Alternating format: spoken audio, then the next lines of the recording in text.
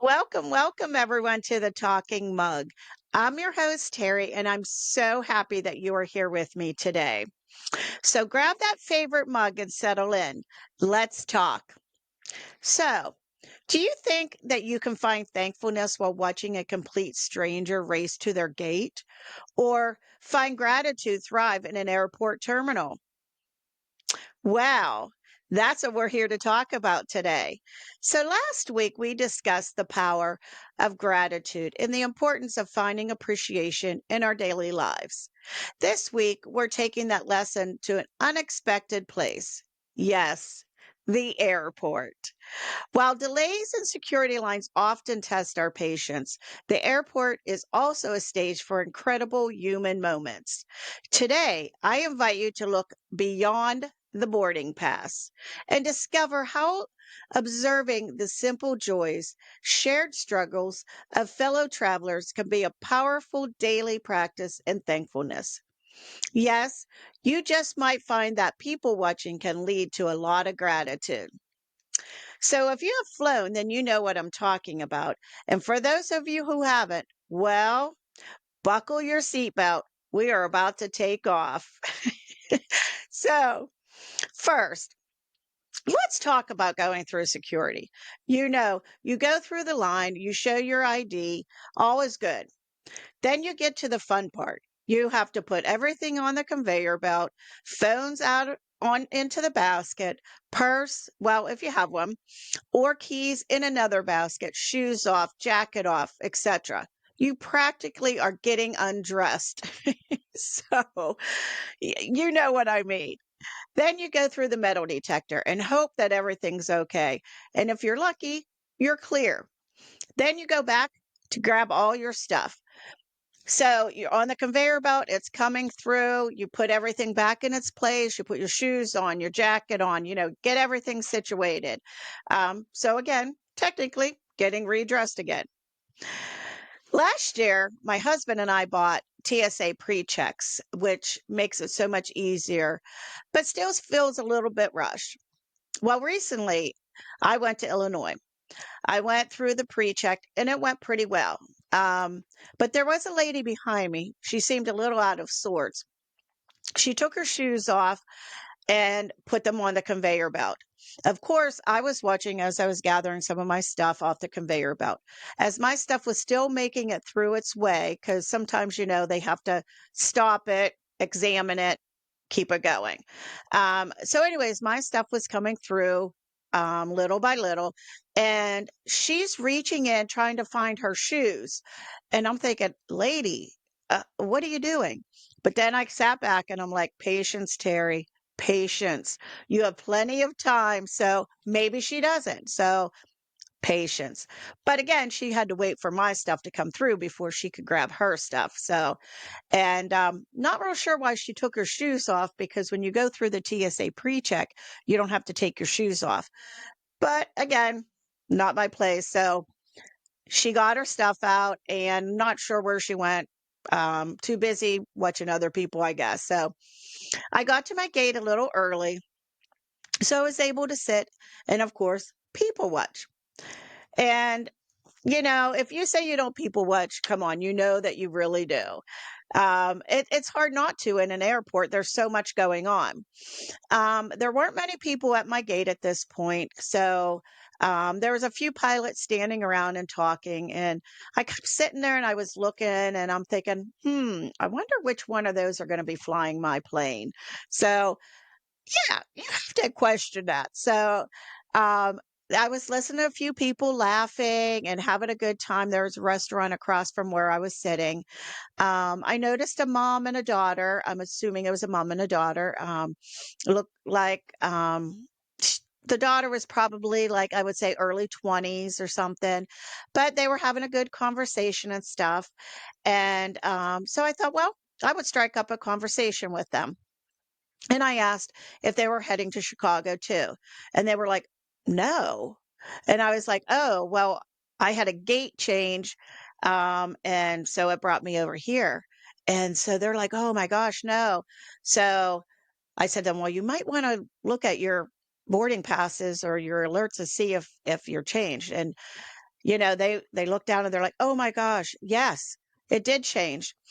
And they kept thanking me over and over again as they were gathering their stuff that, otherwise they may have missed their flight. I don't know.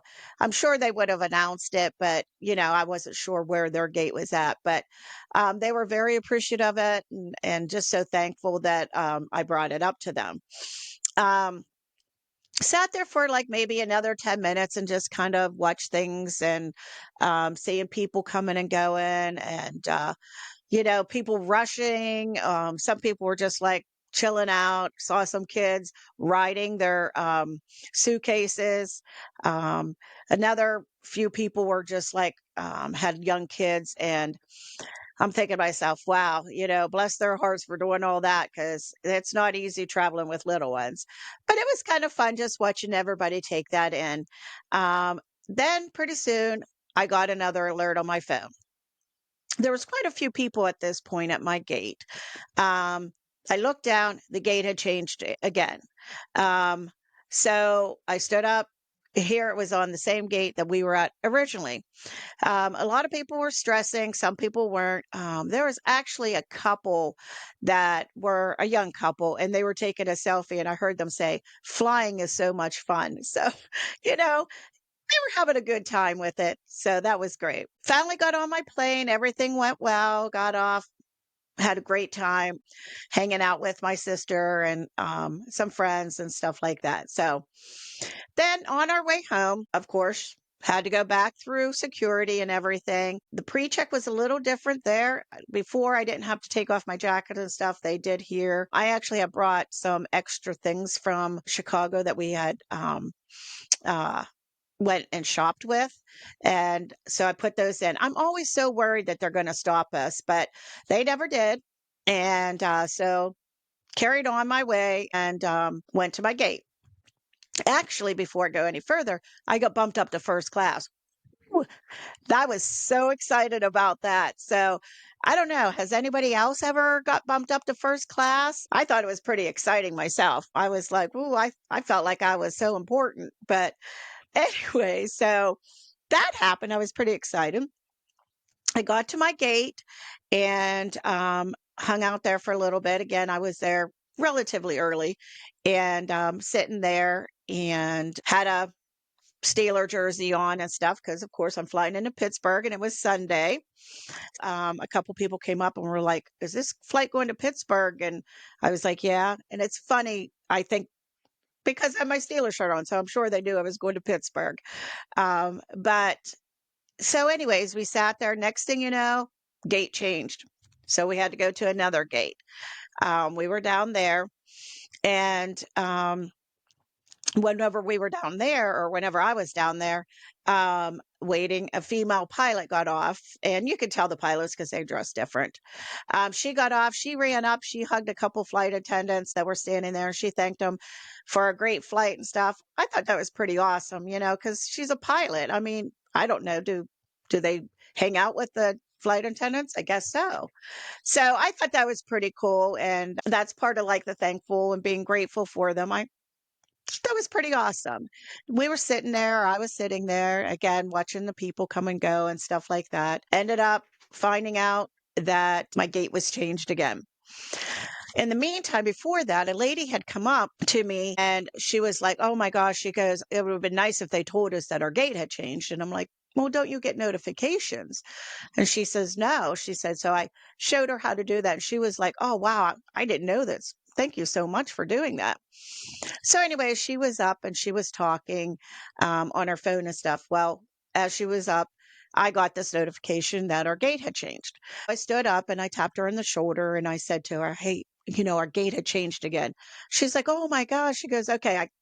She's like, "Do you mind if I go with you?" Because she was flying alone. I was flying alone. And she goes, "I really don't know much about this." And I'm like, "Sure, come on with me." Everybody needs a buddy to fly with, right? And the gate wasn't just like the next one over, it was clear down the other side of the airport. So her and I walked together down through there. She kept thanking me over and over again for letting her tag along with me. And I was like, "Sure, no big deal. We're going to the same place. Might as well. Just hang out. So we walked down together and got there and stuff. And she sat down, I sat down, and she ended up having to move and so forth. So it kind of lost a little touch. But there was another lady there, and she was just like, "What is up with all these gate changes?" And but that's the way it is right now. But some people were getting stressed about it. Some people were just no big deal. It's funny watching how people react to different situations like that. Myself, a lot of times I do stress about it, but I have plenty of time. If I can go and I have lots of time, that's what I like.